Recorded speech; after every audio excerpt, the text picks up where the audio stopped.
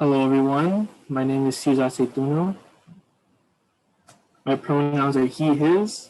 I am one of the peer coaches at the Triton Transfer Hub. And today we are going to have like discussion-based panel for how to get involved in undergraduate research and the various opportunities that we have. We have a few panelists that were kind enough to volunteer and discuss about how they got involved and why it's important to them and how to apply and how to navigate the process. And I hope that you guys have, or y'all have questions for us today.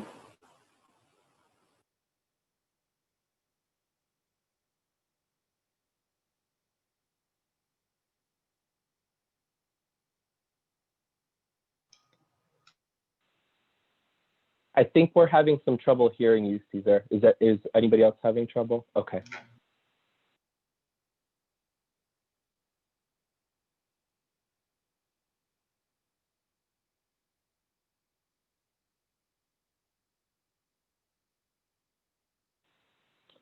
We're still not able to hear you.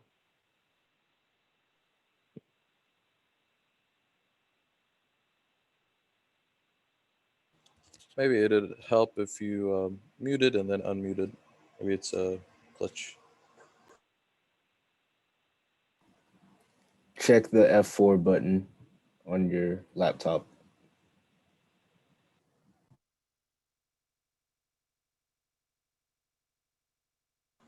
Maybe even log in and log out.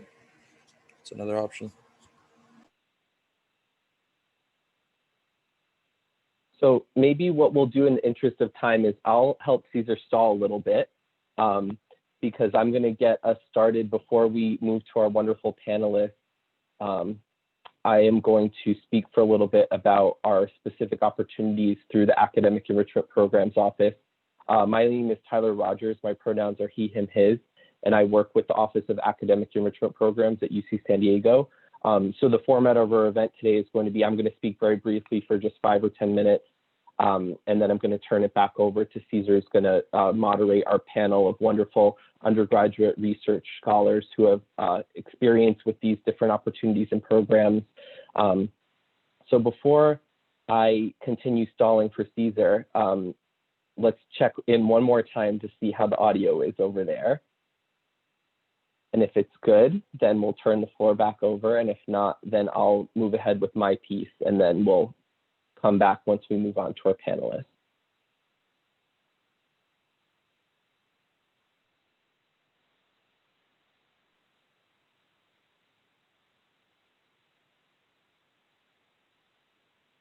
Yeah, we're still having some audio issues. So maybe, Cesar, my advice would be also maybe see if you can change your audio over to your phone if possible. Try calling into the meeting and syncing it up with your account, or if not, maybe try logging out and back in again. But don't stress, I will get us going with the first piece of this and everything will continue to run smoothly, so no worries. So again, everybody, welcome to this wonderful event that's featuring transfers in undergraduate research opportunities. So just to get us started off, I'm going to share my screen and just give a very brief presentation about what the Academic Enrichment Programs Office is and some of the different things that we do and offer. So in general, Academic Enrichment Programs is an office on campus with these 3 major goals. One, through community, we want to foster long-term mentor and mentee relationships between faculty members, staff, and undergraduate students. So what that looks like is that we run a suite of research programs and other sorts of opportunities, conferences, funding opportunities that are all about encouraging undergraduate students to build relationships with mentors. You'll be hearing about that with our panelists today. As well, we focus on positive student experience, so providing you with these opportunities, particularly through funding, through scholarships, fellowships, and other sorts of awards. So our panelists will also speak to you about the specific programs that they've been involved in and what those sorts of resources have looked like for them to improve their experience with undergraduate research. And also we're central in student success. We're housed in the Student Retention and Success unit of the university. And so really what we're focused on is that overall, students defining success on their own terms and then implementing that for however that looks. So really, when you think about UC San Diego as a research institution, all of you are certainly entitled to have that opportunity to pursue a project or pursue that sort of building a relationship with a faculty mentor. So we hope that anybody who's interested, and obviously those of you who are in attendance today, clearly you share that interest and we hope that you'll pursue it. So to say a little bit more, we have some specific programs with upcoming deadlines. The first I'm going to talk about for just a minute is the McNair program, which helps low-income first-generation college students prepare for doctoral studies, mostly pursuing a PhD. And McNair students participate in research activities over the course of almost a full year. So starting in the spring quarter and running all the way through to the end of the summer. And we have at least one of our panelists who is a McNair scholar who can speak on that. So this deadline for this upcoming 2021 is actually today. So this is very last minute notice for those of you who might be interested. However, if maybe you'd be eligible to apply again next year, keep this in mind that applications are usually due around mid to late October. So again, that's a wonderful program that spans over 2 quarters as well as the subsequent summer, provides that mentorship piece, independent study credit, and a range of other professional development and funding opportunities. I see that we have a raised hand, so let's go ahead with that question. Hi, just a quick question. For the McNair program, do you usually apply once you're about to graduate, or what year is the best year to apply? So that's a great question. So for McNair, students should have either junior or senior standing. So either case, you'd meet the eligibility requirements for the program. So either once you have that junior standing, in either case, whether it would be that first year of that status or the second year, you'd be perfectly eligible to apply.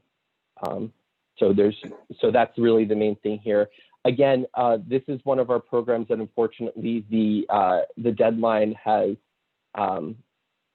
is today, so it's a little late to get it together, but just keep that in mind as something in the long run that you might be interested in for next year potentially. 2 programs that we have, absolutely, thank you for your question. 2 programs that we have that are still accepting applications for quite a bit longer leading up until the winter quarter are the Faculty Mentor Program as well as the TRELS program. So the Faculty Mentor Program spans, again, over 2 quarters, over the winter and spring quarters. And you'll receive 199 credit, independent study credit for your work, and have all these different opportunities to present, to sort of build up your skills as a researcher. So again, all this information is on our website, and I'm going to post those links in the chat as soon as I'm finished speaking. But for the Faculty Mentor Program, you can just take a quick shortcut right there to fmp.ucsd.edu to learn more about that program.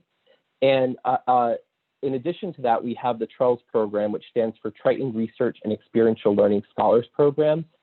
So this is similar to some of our other academic year programs, except that it operates on a quarter-by-quarter basis. So right now we're accepting applications for winter 2021. Those will be due by November 5th. And instead of receiving independent study credit, you receive a $1,000 scholarship that is dispersed through your financial aid package. So there's some differences to these various opportunities, and we'll hear from the panelists about that as well. One event that we have coming up, so in addition to our specific fellowship programs and scholarship opportunities, the Office of Academic Enrichment Programs also hosts a series of conferences that feature student research. So we actually have a wonderful event happening tomorrow, which is the Conference for Research in the Arts, Social Sciences, and Humanities. And our theme for this event is the myth of meritocracy. So really focusing on this idea of meritocracy that is so much at the core of how people sometimes think about, the ways that that status and opportunities are accorded. And we have some wonderful student researchers who are exposing that to be a myth in many ways and are instead pursuing equity-focused work that's attuned to the ways that privilege and opportunities are often not allocated equitably. So that's a really wonderful event. I'll also post the registration link for that in the chat. I think all of you would really enjoy the event to hear more about additional undergraduate researchers who are doing really excellent work. So again, this is just a listing of our many programs that we offer. We have academic year programs that fall under that category, the California Alliance for Minority Participation, or CAMPS, the McNair Scholars Program, the Charles Program, and the Faculty Mentor Program that I spoke about all very briefly. And then we also have various summer opportunities, and those will have deadlines coming up moving ahead into winter quarters. So usually if you're interested in our summer opportunities, you should be looking at our website and planning to submit those applications sometimes as early as January or sometimes as late into late February. So just keep an eye on those deadlines as well. I'm not going to go into the gritty details of each of these because our panelists are in some ways more qualified to speak on that. But the last thing that I want to end on here is that we also have a newsletter that goes out. That goes out essentially on a weekly basis where we announce various opportunities. So I'm also going to post the link for that in our chat here. So that way anybody who's interested can go be on our email list, hear all about things that are going on, and make sure that you're keeping up with all these deadlines. So again, I'll send out these specific links, but above all, if you have questions or want a place to start off, the best place to go is always just our homepage, which is aep.ucsd.edu, or you can also email our general office email, which is aep@ucsd.edu. In addition to that, we have our wonderful staff who are all available to meet virtually at this time via Zoom, and also various, we have our emails posted on the homepage. So I'll spend some time, I'll post all these, oh, and wonderful, it looks like some people are already posting them in the chat, so thank you for that. I'll do another plug for that in the chat. Yes, so I'm seeing one quick question here. All of our programs have moved into a virtual format for the time being.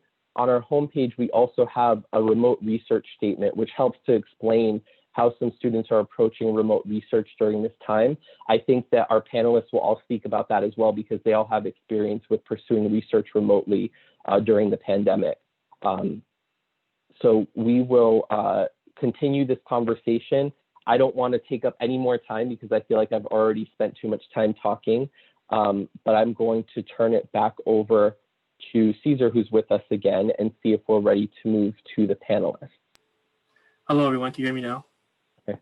Yeah. Woo, okay, let's go. All right, so I was stressing, you can tell. So we're just gonna start off with the questions. I set up a couple of questions for the panelists, and if each of them can go around and speak on answering these questions. So the first one, well, let me introduce everyone first. So please welcome Sultan, or did I say it right? Besma, Alberto, we have, and Vanessa and Malik.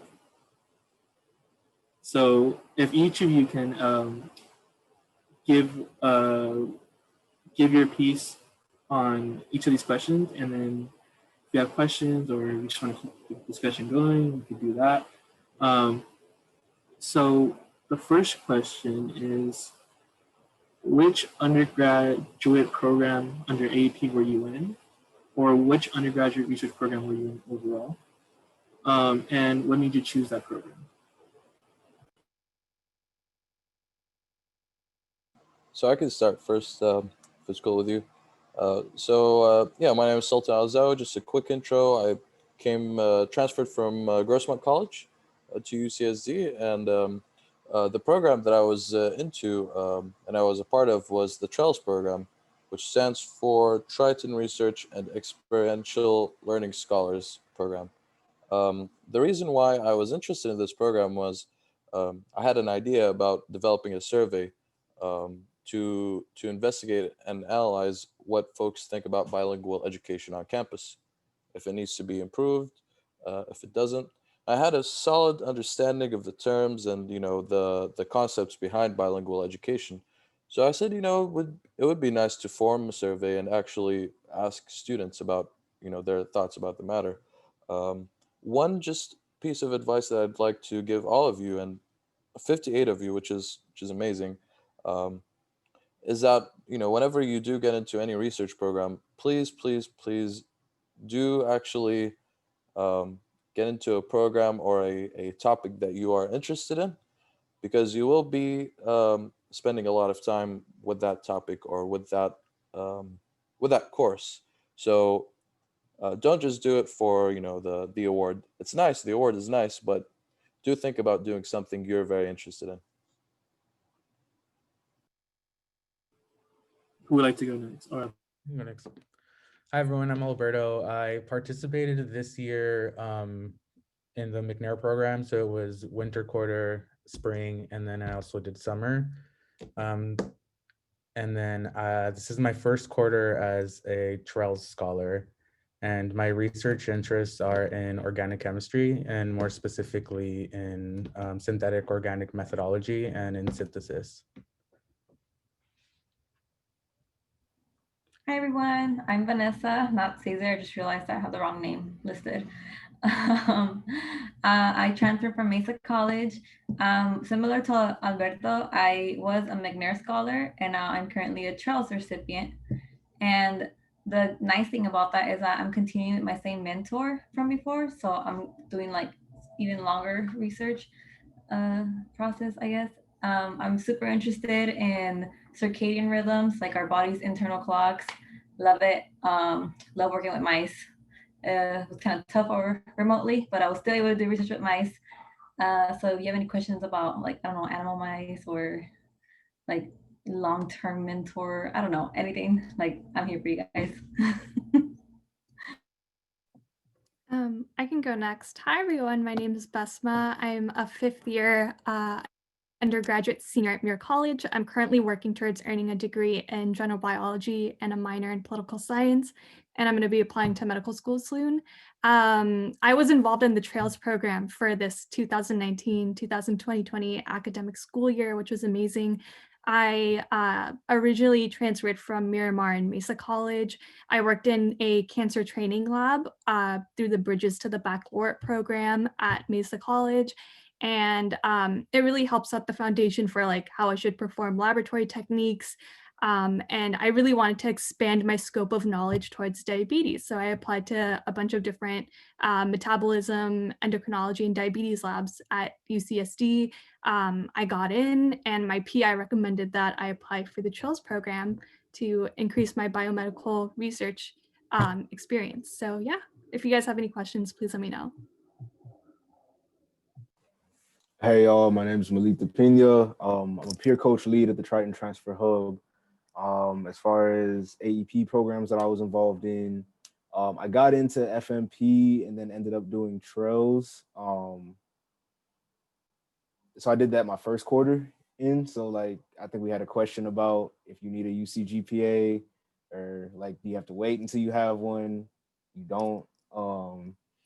Let's see. So like I got into FMP just like through the standard application process. Like I applied, followed up my application with an email, and then I got an email saying, congratulations, you've been accepted into the faculty peer mentorship program. And then at a similar time, I set up a coffee with a professor. I can talk about that a little bit more, but it's a program that all the colleges put on. You can take a professor out for a coffee. I had done a little bit of research about bioengineering labs because I came in as bioengineering. And so I found like the top professor that I wanted. I used coffee with a professor as like a pseudo interview, and then I got into his lab, and that was really cool. That was with like cartilage tissue engineering. Boom, coffee with a professor online. Please take advantage of that opportunity because it sets you apart so much. The fact that you'll take a professor out, like that will put you at the top of the list, guaranteed. So yeah, definitely using like some like networking soft skills to like get your foot in the door, especially like if this is like your first research experience that you're really going after, like definitely utilize like those networking abilities. I just emailed. So like there's a couple things you need to have in this email. Do some background research on the professor and like look at a couple of their publications, because professors love to know that you already know who they are. Also, that will help you like figure out which lab best aligns with your interests, because if you can show that you've taken that step, then that shows initiative, and professors love initiative. So that's basically how I reached out, was just like sending that email. But yeah, definitely hit up Dine with a Professor, Coffee with a Professor, because it just creates an opportunity for you to showcase like your passion, your interest, the kind of work that you've done already to like further that along. Like, so definitely take advantage of those opportunities.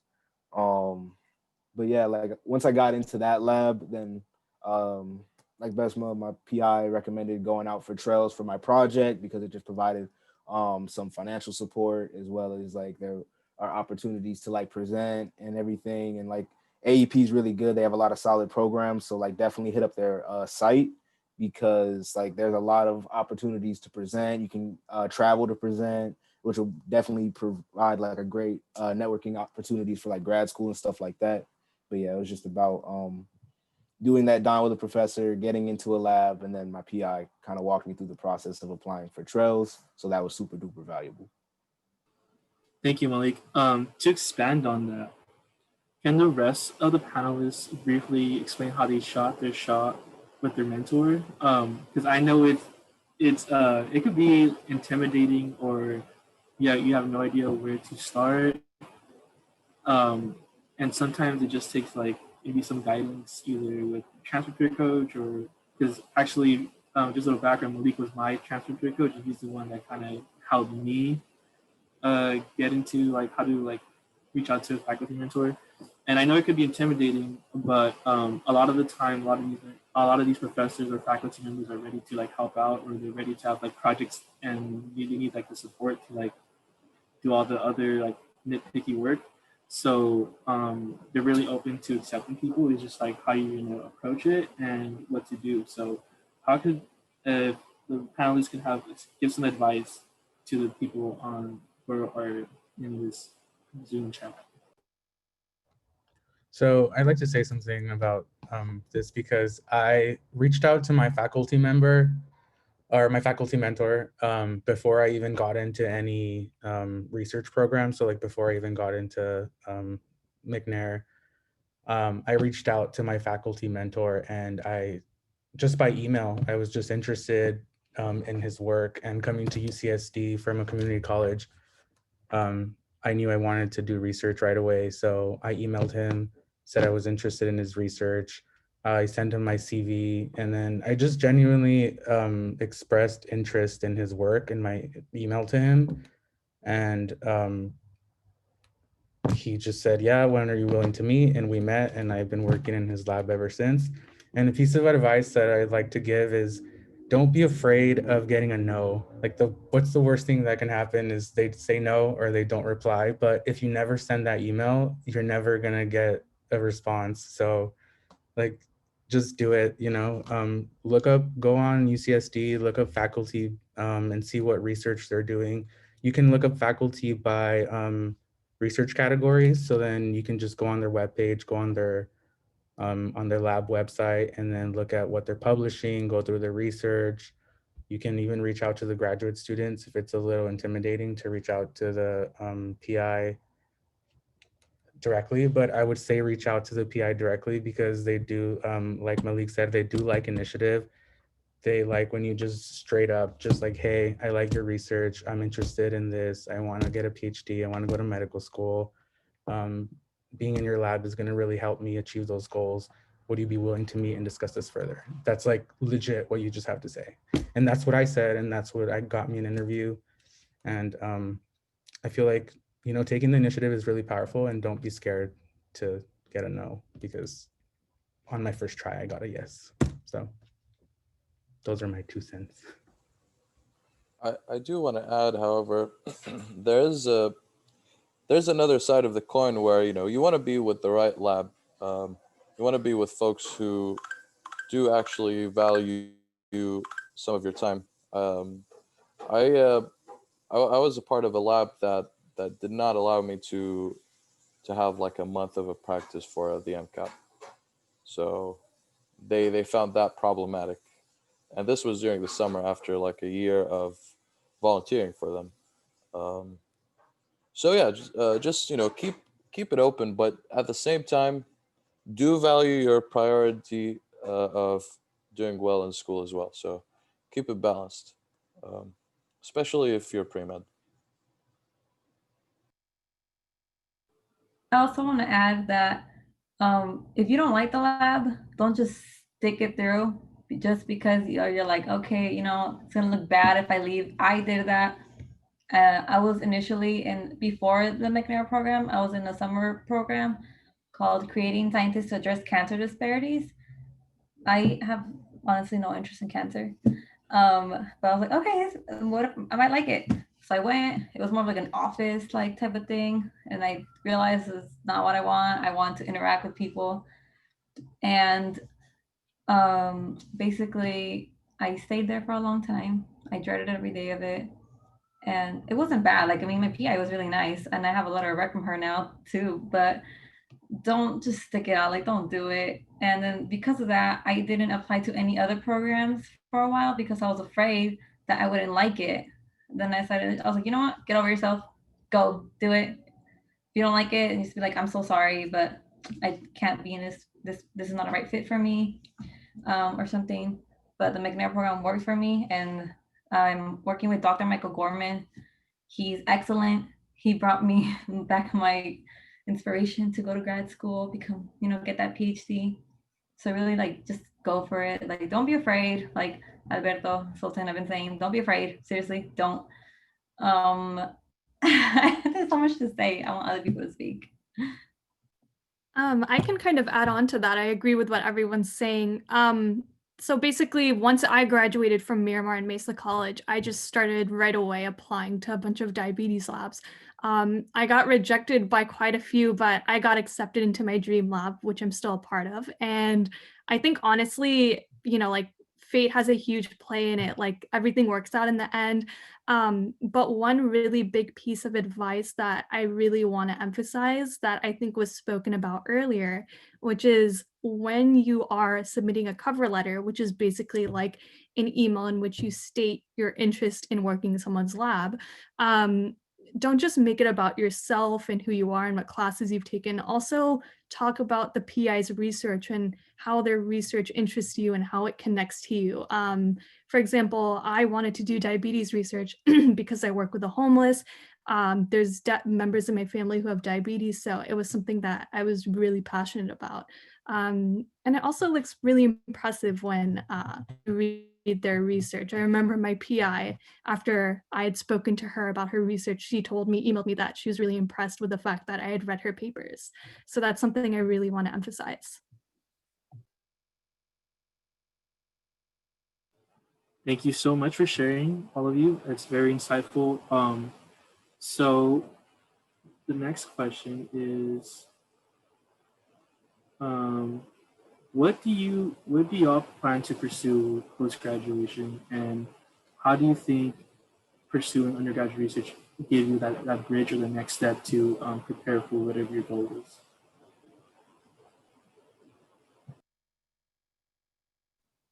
I guess I sounded like I was pretty passionate about grad school, so I'll go. By the way, I didn't say this. I met my mentor through taking a class with him and approaching him after class. And then I also sent him an email, but some people aren't very responsive via email. So I followed him to his office hours and I told him that I was a McNair scholar. And if you're in any program, it helps you get your foot in the door and like increases their chances of taking you in because they know you're serious about it. But anyways, I want to get a PhD because I really enjoyed working with mice and I love it. And I know that like if you love what you're doing, if you know you're making a huge contribution to society and you know that you can see yourself doing it for the next, I don't know, 4 to 6, 7 years, then you go for it. I mean, it's also important to make sure that you take a gap year if necessary, because it's a really big commitment, that you know where you want to go. You don't have to just apply because, well, maybe I get in, maybe I like it. Like, you have to be sure that you like it. And I know that, and I learned that because I'm doing research right now. For me, I'm a pre-med, so I'm applying to. I'm actually in the process of applying to medical school. One of the key organizations and one of the key faculty that have helped me throughout the way is Dr. Ramon Hernandez. He's helped me through the University Link Medical Science program, which is probably too late for you folks to apply to. However, one program that is pretty helpful, I'd say, is the Puma program. And essentially, yeah, they pair you up with mentors from medical school. Um, you get a chance to talk to the dean, you get a chance to talk to the admission panelists from the medical school. It's an amazing program. So yeah, this has actually been one of the strongest points in my preparation, I'd say.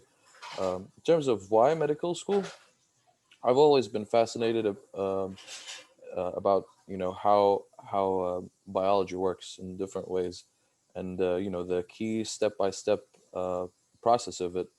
And so yeah, my fascination in this field has made it easier for me to just absorb the knowledge like a sponge, I guess. And I decided to actually do something about it, and that's why I'm applying to medical school at the moment.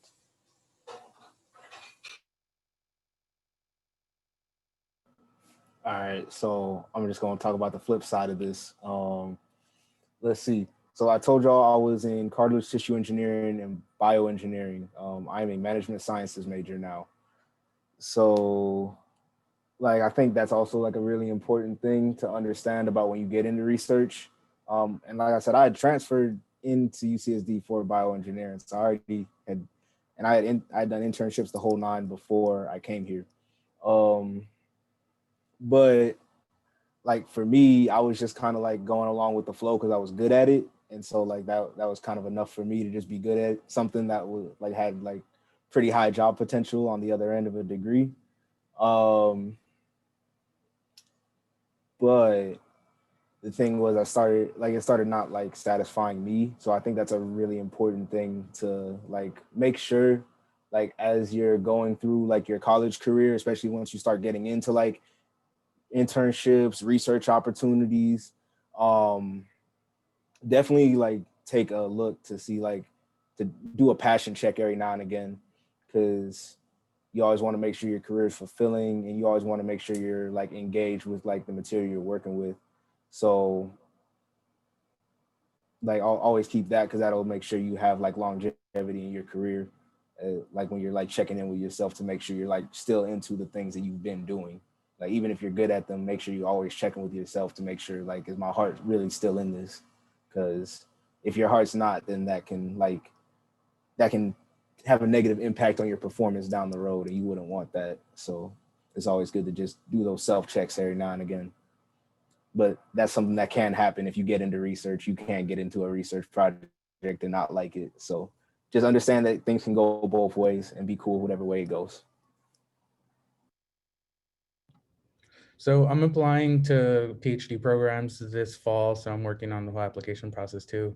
I know it's not as grueling as applying to med school, but it's still kind of intimidating. I'd say that research experience is the most important thing you can have if you're trying to pursue a PhD, because a PhD is a research-based degree and you're going to be doing research. And when you're applying to graduate school, these professors and these faculty are going to be looking for candidates that are in it for the long run. Like they want to know that you're prepared. They want to know that you've been exposed to this sort of setting. Research is not easy. You get it's really hard. It's long hours. You spend like tremendous amount of times with your project, like everyone said. So the most important thing is that you show that you're committed, you're passionate, and you want this, because like this is your passion and not because like, you know, you're doing it for some odd reason. You're doing this to fulfill something like greater, or like for the greater good, or like, you know, for the advancement of science, or like, you know, your passion for people and helping people. Whatever field you're in, you want to show that you are ready for graduate school. And like, I don't have that great of a GPA. I have like a 3.3 or something stupid like that, but I have tons of research experience, and I've gotten into every single lab that I wanted to because I've had mentors who talk well about the kind of research that I do and like my work ethic and how hard I work. So I feel like if you show that early in the beginning, you'll be like research experience is gold. Like it gets you to where you want to go. But that's as far as PhDs. I don't know about medical school. So yeah. Yeah, I have similar thinking as well. My research really fortified my interest in applying to medical school. I originally wanted to apply to dental school, but you know, I've been doing a lot of diabetes and cancer research, and it just drew me to another field of medicine, and it's something that I'm really excited about. And also, you know, I saw what I was learning in my classes. I saw that translate into real life application through research. And I also just love the constant learning experiences that you get from research. And that's also going to better help prepare me for medical school and graduate school. So yeah.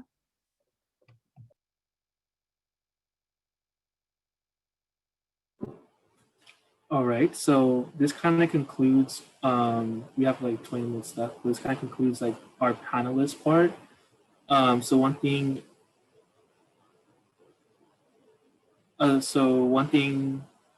go ahead, Malik. All right. My bad. I'm just gonna take a quick second. Somebody was asking in the chat how to tell if you're enjoying something or just enjoying the position. So like I think everybody's kind of like spoken like about it in a certain way. Like so like if you like Besma, you get into the research and it fortifies like your interest in your goal. Like I think that's a really, really positive sign. If like your day-to-day gets you excited for your future, it's a pretty surefire sign like you're on the right path. Um, and I think that's like probably the biggest way. Like, and you really want to do well, like your research is, because it's like your name is going on, and it's a little bit more serious than just like a regular school assignment. Like this is like a really well thought out project that you're kind of like seeing out from start to finish. And in that, like you're gonna get challenged, you're gonna run into times where you're like, why am I doing this? You're gonna run into times where you want to quit, all that. So like I feel like the biggest thing is like if you find yourself like being motivated by the work you're doing, and like it's getting you excited about your goals, and you feel like you're moving closer to your goals, those are all signs of like positive confirmation. Like you're really into what you're doing, like you're pursuing your passion. Like it's gonna be hard, but it's always worth it, I promise. And it can definitely be a lot of fun. It can definitely be fulfilling. So I think like if you're getting like those reactions from like the work you're doing, like I think you're on the right track. Thanks, Malik. So I'm gonna answer a couple of questions that are on the chat. So my research, I actually worked while I was in the Trails program over the summer, and my research is education based. So it was how do Latinx students or Latinx transfer students transition into university, and with the concept of transfer shock. And the reason I'm saying like what my topic was because a lot of it's intimidating to see how UCSD is like known for that STEM based research one institution, but also want to emphasize is that AP is really well rounded, and even the specific departments allows you to do research in any topic or any discipline that you're into. So to answer Alexis's question, you could research. There's tons of literature on research on mental illness. You could always whatever you find on that in the literature that you're into, pick the literature and expand on it, or question some ideas, and redefine things that you are interested in, because sometimes we take things as is, and sometimes what we're here for is to question some ideas that maybe be like, hey, that's kind of incorrect, but maybe there's something missing. So it's important that we have a various and different perspectives on the way that we conduct research. And like a lot of my research is about decolonizing and understanding what it means to be at the universities, and what the culture that it contains, and how to dismantle these ideas. Because a lot of the time, the reason I'm hosting this is because a lot of the time students are expected to know things. They're expected to know how to navigate the system, which is being a university student, UCSD student, and no one really guides you, or nobody really like says, hey, I can help you get into this, or how I can help you to apply to this. And that's why I'm here. That's why Malik is here. That's why Tyler is here, to really help you like navigate these different systems. And I really appreciate the panelists being here, because they also gave their 2 cents of what they did to navigate the university as transfer students. Another question that I saw. What is all this question? You could usually, from my experience, my topic was very broad at first, and when I talked to my mentor, they noticed that it was kind of broad, and sometimes it's better to like have a specific focus and really like narrow down on what that research topic will be. And so my side is very broad, and like throughout the summer research program, we were able to break it down. We were able to really narrow down what I wanted to like expose, or what I really wanted to like expand on. So that's just like a little bit of my 2 cents on like, working in social science. My major sociology with a specialization in social inequalities. So this is like my forte, and then I want to pursue education as a career path, and as my PhD, or pursue a PhD program in education policy or student affairs. I'm still deciding. So this is just my little background. So this is why I appreciate AAP so much, is because it can be so well-rounded, and it's so diverse in perspectives, that I remember when I was participating in trails over the summer, I learned about like computer science stuff just from like listening to like my cohort talk about their stuff, or testimonials, which is like it's like a way of like also like colonizing research, because it's more like hands-on approach of like understanding what people are going through and their specific experiences. So really, like, it's up to you on how or what you take from these programs. But like I said, Malik and I are really here to help you like get that door open. We can get you connected. We can help you, not just us, but the rest of the coaches who are at the Triton Transfer Hub. We are definitely here to like, get you connected, and let you know how to like transition that into the university, because I know there's a lot of incoming students who are in the Zoom room right now. So yeah, this is my little 2 cents on it. Yeah, I can add on to that as well. So in terms of the social sciences, um, this research in the class that I took before that, the EDS class, EDS 125, I believe, actually prompted me and encouraged me to pursue a minor in education studies, and I like it a lot, actually, because what I'm going to be doing later on, hopefully in the future, is actually interacting with people of all kinds of different backgrounds. So to be involved in understanding, how different people perceive information, and how different folks interact um, in our professional educational setting, I think was very important for me. And especially, the concept of education itself. I mean, if we're trying to teach our students, um, different complex concepts, aren't we supposed to understand how to be able to teach our students as well?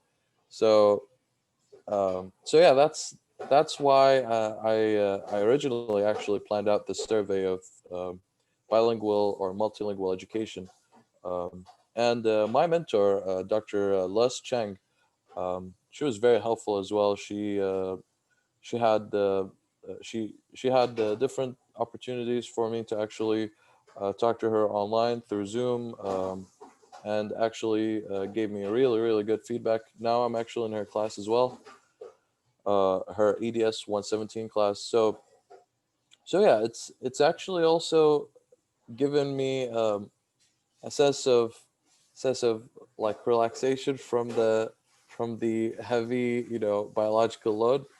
um, and and yeah, I think it is very important for, especially for the pre-meds, to have some sense of, or some background in the knowledge of how to communicate with people, because they're going to be looking into that too.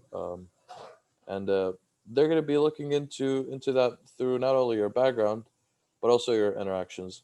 And actually, this brings me to one point, about Zoom and our temporary setting right now.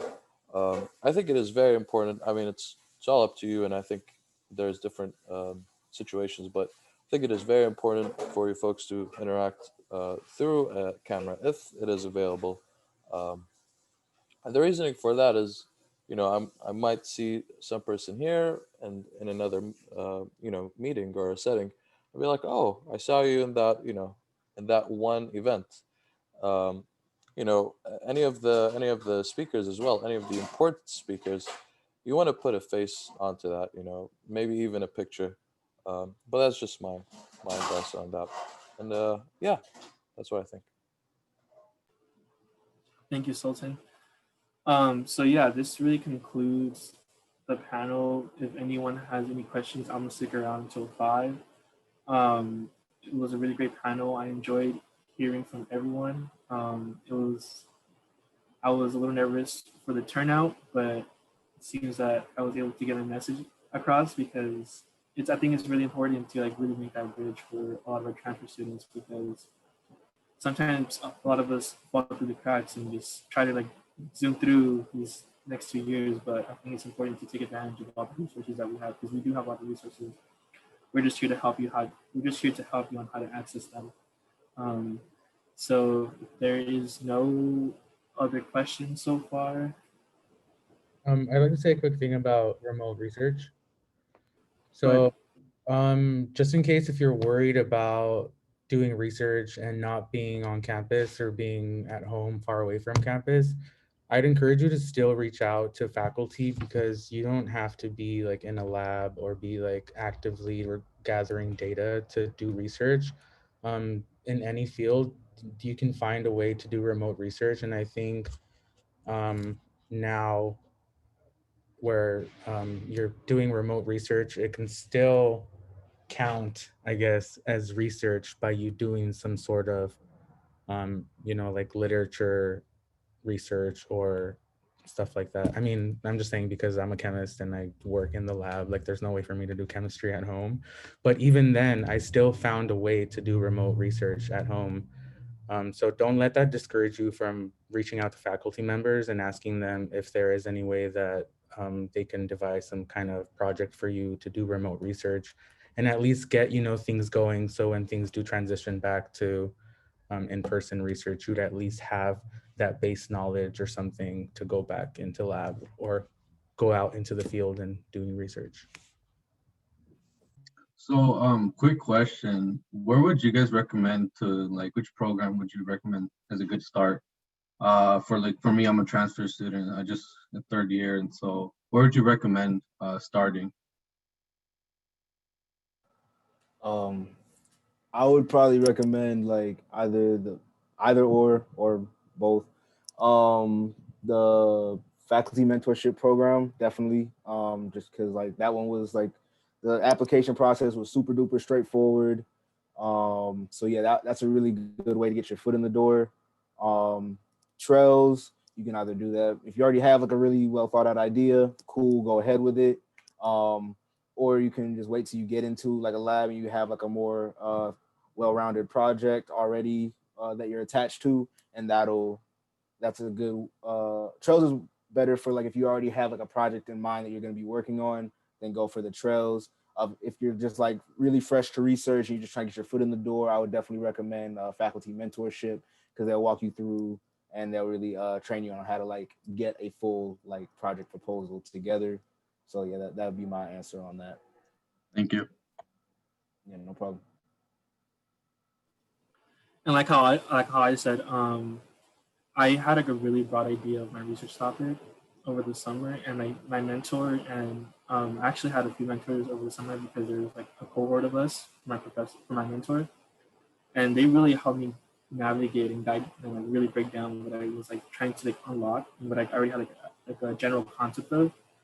It was just like having that process of being able to see how your mentor like works through things, and it's still your topic, it's still your idea. It's just being able to like get that extra like push or that extra like perspective that sometimes like as students we kind of like ignore or we just like kind of question.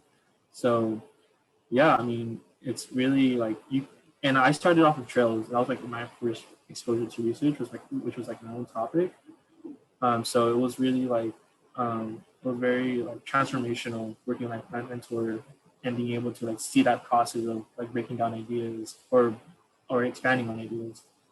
Um, Also, I'm currently in an for if there's anyone who is in like sociology or like, or wants to like have a little focus on social sciences, I'm currently in the Mexican Field Migration Research Program, which is we work with like asylum seekers, and we work on like how to like build cases and be able to like help them gain access to the United States. And that's part of the sociology department. It's outside of AEP. But this is just to say like there's a lot of other research programs outside of AEP where you could also just like be able to work with specific professors who are already conducting their own research, and all you got to do is just like look at your department, or if you want to like be interdisciplinary, you could like go into like, other departments and see if you can get into those programs. Really, there's so much you can do here. It's just picking and choosing which opportunity you want to take. Do you mind if I share my screen really quickly? Because I really want to show like this life hack to find your faculty member. And I feel like not a lot of people know how to do this. And it's like super simple. Let me see if I can find, okay. So can everyone see my screen? So just Google UCSD faculty and whatever you want. So like psychology. And then that first link is going to lead you to this page, and all these professors, see, it tells you what research they're doing. And you can do this for any subject that you want. And I guarantee you everyone does research in every single field. And look, it has their email, it has their phone number. You can call them, you can email them. And this is like the best way. I feel like if you don't get into a program, you can just like go on here, look at the faculty members, see what kind of research they're doing, email them some interest. You don't even have to send a CV. You don't have to, like be super smart about it. You can just say, hey, I'm interested in research. Would you please mind, talking to me about your work? Like, it's as simple as that. Yeah, to expound on that, that's how I was too. It was word of mouth. I went to an office hour for one of my professors. She guided me to like, hey, this professor's doing this already. Contact them. I sent them like an alright email. I was like, hey, Dr. whatever. I'm interested in your work. Can I meet you in office hours? And then I met in office hours. She's like, what do you want to do? What are you about? And what are your goals? And I was just like, boom, boom, bow. And then she was like, all right, let's get you into some programs. Let's get you like funded, or let's get you where you can actually put some stuff in your resume. And we just went off of that, and then they got into trails. I mean, I applied to multiple projects or multiple programs. It was just happened that I got into trails, which is like one of the better funding ones. So I got into that one. So it's just, I know it sounds simple, and sometimes it really just is. So yeah. Oh, also, I want to add that you could still do research conferences and presentations right now. Like I'm currently, right now, like this week, I'm in a research conference of SACNAS and presenting, like they even have a whole judge and everything. Like it's still possible. You can still do it.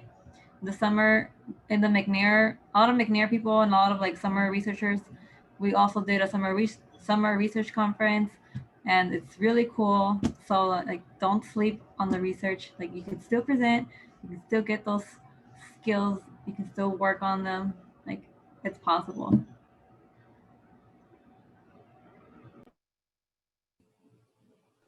Yeah, don't ever sell yourself short.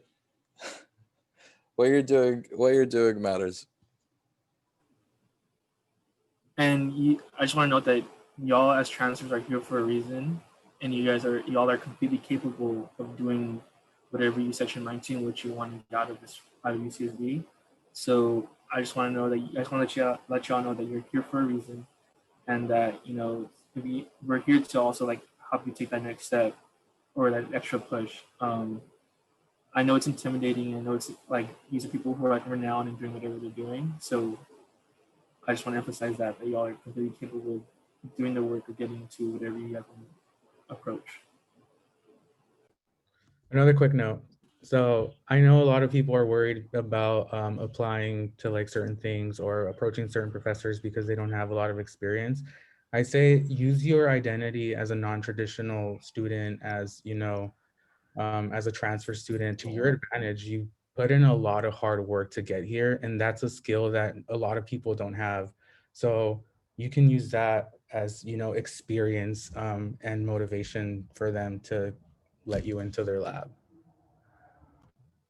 Yeah, and don't be discouraged like with having little experience, like or not having a good idea about what you want. Like if you can just identify a step forward, because I mean, you get into research, you're gonna spend a lot of your time just trying to identify a step forward.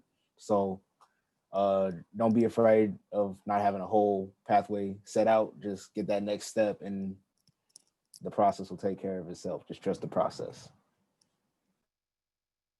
Also, we all started from nothing, I guess, as well. So it's you can do it. Like,